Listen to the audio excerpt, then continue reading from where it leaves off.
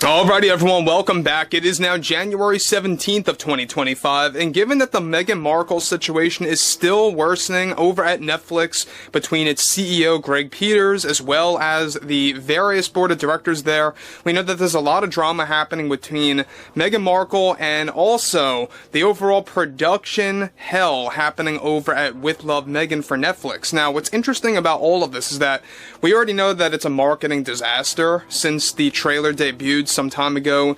In the early days of this month, we know that With Love Meghan really was poorly received. To this very day, it is getting ratioed across all forms of social media, and when I say ratioed, we're talking about likes compared to dislikes. This is Mike Zero. Subscribe if you're new and like this video to see future updates. You can also follow me at Mike01. I thank you also very much for the great and kind support. So one thing about Meghan Markle is that she is a very overly demanding individual. We know what she did toward the previous marketing team for this actual series. She got them fired. She got the Netflix board of directors to agree with her days and days ago. We talked about this. And now she has a full-on hand-picked new marketing team that's going to create new trailers, new TV spots for the show. But it's getting even worse when it comes to all of the drama happening between herself and how she's actually reacting to the Netflix show boycott between all of those that are subscribed to Netflix that no longer want to be involved in Netflix, or they're just growing very tired of Netflix siding with Meghan Markle. There is indeed a large, widespread boycott happening as we speak from the public, from the customers of Netflix against the studio executives. So let's dive into this further, shall we? Now, what's interesting about all of this is that with the entire media now officially in a financial crisis, the whole film industry is also gaining more backlash from the public, and especially with the Meghan Markle Netflix situation that's been going on for weeks now. One major development that is now active involves how Meghan Markle recently had an in-depth meeting with the Netflix studio executives at the Netflix HQ in regards to the intense boycott coming from the critics of Meghan Markle and those that are opposed to Netflix releasing another Meghan Markle production. Now, they have now reportedly received well over 40,000 emails, that's 20,000 more than we reported a couple days ago, from their customers complaining about the series With Love Meghan that is now set to debut on March 4th. Not so shockingly, Meghan Markle had multiple heated arguments with the studio executives in regards to the Netflix boycott after CEO Greg Peters decided to make a swift move, and that was to drastically cut down on the amount of funds that will be used for the marketing of the show. Now, this comes almost 2 weeks after Meghan Markle got the previous marketing team fired and already handpicked a new group. And though Meghan Markle got her own team, she is now officially receiving drastic cutbacks on the amount of interviews she will also be allowed to do for the project, such as on late night television, all of which have been cancelled, or through the trades, and as well as during the Oscars. Meghan will not be allowed to discuss about her show With Love Meghan at the Oscars on the red carpet. Meghan was also furious and had multiple moments of outrage toward Greg Peters for making this call and decision and convincing the board to stick with this plan.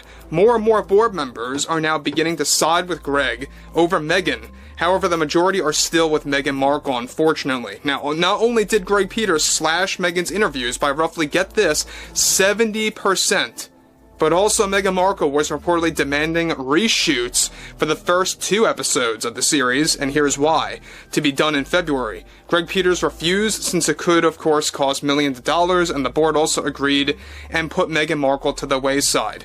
Now, guys, let me just say one thing about Meghan Markle. The fact that she went as far to demand reshoots for this show, I think, speaks volumes about why she did everything in her might and successfully did it to delay the show till March 4th, blaming it on the LA fires, alright? All the wildfires going on over there, which, by the way, is a true tragedy, is terrible, and it's even more sickening that someone like Meghan Markle would go there for a photo op, where I think she was only there for, 25 minutes, give or take? That's what people have been saying. So, Meghan Markle, alright, now is not only asking for, and demanding, I should say, toward the studio executives for reshoots, but this is where it gets interesting, because she's also demanding for other aspects of the show to be improved. Now, we already know that the first 2 episodes are always crucial when it comes to a viewer, right? That's usually when people make up their mind whether or not they really want to stick around, right? That's why a lot of these shows, especially the Star Wars shows on Disney Plus, sometimes they have these 2-episode premieres. They want to convince people that the first one is an introduction, and then the second one picks up on the story. So that's another interesting aspect, is that she wants the first 2 episodes to be completely reshot, or at least partially reshot to an extent, and basically to fix up the pacing, and she's actually blaming the editors. So let's dive into this.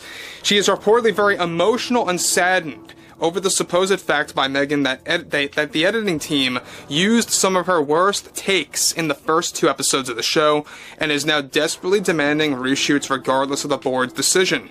This all comes in light of the Netflix boycott, and why the board is now beginning to wake up somewhat, since they are witnessing a loss of subs via the Netflix analysts that delivered a data report that there was a significant sudden dip in subscribers just after they released a trailer for With Love, Meghan. Now, to make matters worse for Meghan now is that she is also demanding yet another delay from March 4th until sometime in April, in a desperate move to improve the marketing of her show, to convince others to check it out with a brand new trailer, which is now in the works. However, Meghan is demanding at least 3 trailers minimum to fix this boycott, and she now wants this thing delayed again until April. Now, look, we've been talking about this delay, and it did happen, but we've been talking about this since, like, January 2nd or the 3rd, even before that trailer picked up in the form of the backlash from the public, that she wanted to get this thing delayed. And this was well before the fires were really even anything significant, and that's when you gotta realize that she's using every opportunity that she can get to delay the show altogether. So the fact that we have more board members now waking up over at Netflix, turning their back against Meghan Markle, I think is a very telltale sign that this contract deal, this $100 million contract deal, very, very well likely will not get renewed beyond 2025. For those of you that are unaware, she did have a contract deal. It ends this year, and she's trying desperately to renew it. Now, the renewal of that contract, alright, listen up to this, because this is a big thing. The renewal of that contract is crucial. It's all dependent on the success of this With Love, Meghan series. Now, how much of a failure does it have to be for them to actually decide to no longer use Meghan Markle? That's something that we have to actually take a lot of time to research on that, but that will be something that we will be discussing in a couple of days from now.